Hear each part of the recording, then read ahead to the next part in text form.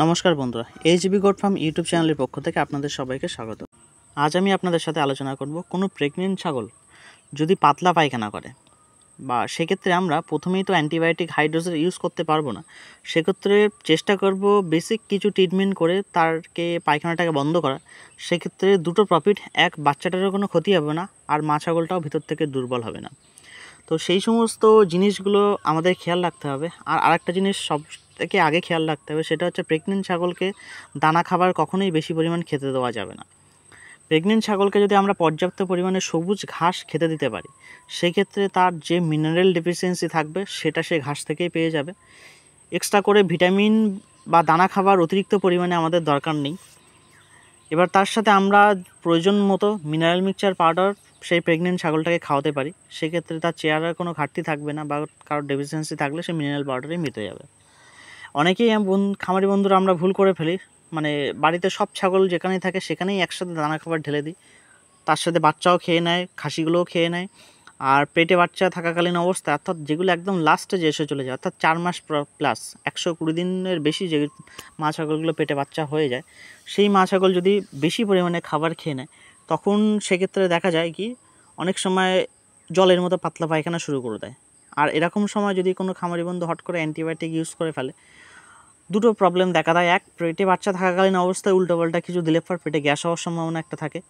আর দ্বিতীয়ত আরেকটা সমস্যা থাকে, সেটা হচ্ছে যদি পায়খানার ওষুধের ডোজ হাই ডোজ হয়ে যায়, সেক্ষেত্রে তার বাচ্চা অবসানের একটা ভয় থাকে। তো সব কিছু বিচার বিবেচনা করে আমরা এটাকে যেভাবে ইউজ করব, অর্থাৎ ঘরোয়া ট্রিটমেন্ট বা একদম ন্যাচারাল কিছু মেডিসিন ইউজ করব, যাতে বাচ্চার ক্ষতিও হবে না বা মা ছাগলটাও দুর্বল হবে না, সব কিছুই একটা নর্মাল সুস্থভাবে মিটে যাবে। প্রথমেই আমরা যে মেডিসিনটা ইউজ করব সেটা একটা আয়ুর্বেদিক মেডিসিন, অর্থাৎ এর কোনো সাইড এফেক্ট নেই। পেটে বাচ্চা থাকলেও আর ছোটো বাচ্চাকে খাওয়ালেও এর কোনো সাইড এফেক্ট নেই, সাইড এফেক্ট জিরো, বা ডোজ হালকা কম বেশি হয়ে গেলেও কোনো সমস্যা হয় না। সেটা হচ্ছে ন্যাভলন পাউডার। আপনারা অনেকেই এর সাথে পরিচিতি থাকবেন, এটা হচ্ছে ন্যাভলন পাউডার। এই ন্যাভলন পাউডার একটা 20 কেজি বডি ওয়েট ছাগলের জন্য 10 গ্রাম, 10 থেকে 15 গ্রাম পর্যন্ত দিতে পারেন। অতিরিক্ত পায়খানা হলে 20 কেজিতে 20 গ্রামও দিতে পারেন, কোনো সমস্যা নেই। দিনে 2 থেকে 3 বার এই ন্যাভলন পাউডার খেতে দেবেন, দেখবেন তার কোনো সাইড এফেক্ট হবে না, না অ্যাবর্শনের ভয় থাকবে না, অতিরিক্ত অসুস্থ হবে বা পাতলা পায়খানা করার জন্য সে দুর্বল ফিল করবে, এরকম কোনো প্রবলেম নেই। সেক্ষেত্রে ছাগলটা অ্যান্টিবায়োটিক ছাড়াই প্রথম স্টেজ হলে সুস্থ হয়ে যাবে।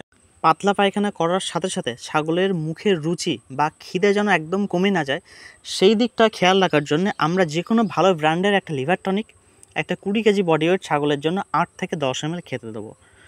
এই লিভার টনিক খাওয়ানোর কোনো সাইড এফেক্ট নেই, এটা একটা প্লাস পয়েন্ট। ছাগলের খিদেটা বজায় থাকবে, পেটের হালকা কোনো সমস্যা থাকলেও সেটা নর্মালি ঠিক হয়ে যাবে। আর একটা জিনিস খামারি বন্ধুরা আপনাদেরকে অবশ্যই খেয়াল রাখতে হবে, প্রেগনেন্সির টাইমে যদি পাতলা পায়খানা করে, সেক্ষেত্রে ইঞ্জেকশন ফর্মে ট্রিটমেন্ট না করে মুখে খাইয়ে ট্রিটমেন্ট করাটা সবথেকে ভালো, সেক্ষেত্রে ঝুঁকি কম থাকে। এত কিছু ট্রিটমেন্ট করার পরেও যদি ছাগল সুস্থ না হয়, সেক্ষেত্রে আমাদের লাস্ট মেডিসিন হিসাবে যেটা ইউজ করব সেটা হচ্ছে সালফাডিমাডিন ট্যাবলেট বা সালফাডিমাডিন বোলাস। এটা আমরা একটা 20 কেজি বডি ওয়েট ছাগলের জন্য 1.5 থেকে 2 গ্রাম সেই হিসাবে ইউজ করব, কারণ বেসিক্যালি এই মেডিসিনটা 5 গ্রাম একটা ডোজ আসে। আমরা সেক্ষেত্রে 1.5 থেকে 2 গ্রাম হিসাবে খেতে দেবো। দরকার হলে 2 বারের জায়গায় 3 বারও ধরেও খেতে দেবো, কিন্তু একবারে বেশি ডোজ দেবো না। অর্থাৎ কোনো পায়খানা হট করে একবারে বন্ধ করার চেষ্টা করব না, সেক্ষেত্রে ক্ষতি হতে পারে। তো সেই সব কিছু মাথায় রেখে আপনারা ট্রিটমেন্ট করবেন। আপনাদের কোনো সমস্যা হলে আমাদেরকে হোয়াটসঅ্যাপে পাঠাবেন, আমরা চেষ্টা করব তার সমাধান দেওয়ার। ভালো থাকবেন বন্ধু।